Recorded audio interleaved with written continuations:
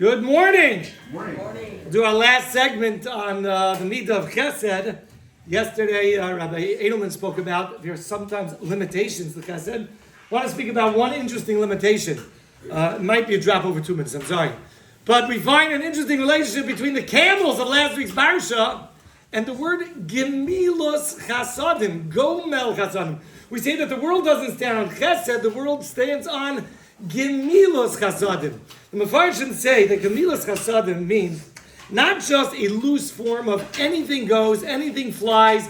I'll just give with no expectation back, with no growth in the person that we're giving to. But Gemilos Chasadim is similar to the camel in that it's weaned off of its source. A camel is the animal that could go the furthest away from society, the furthest away from habitation, from food and water. And the real goal of Chesed, even though Avraham Avinu set up a standard of Chesed of just give, but after Matan Torah teaches us that the true Amud of Chesed is Gomel Chasadim. When you do Chesed with somebody, that eventually gives him the ability to be on his own, to be independent. One of those things is what I think a lot of people might be celebrating tomorrow, and that is Thanksgiving.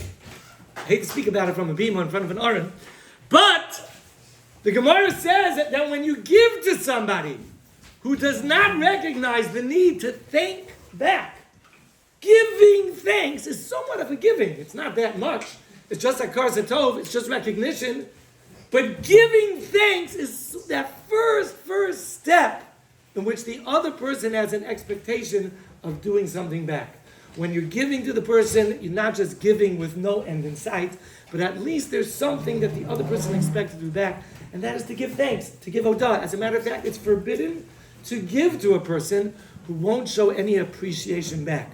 We should all be zeicha to give as much as we can without limitation.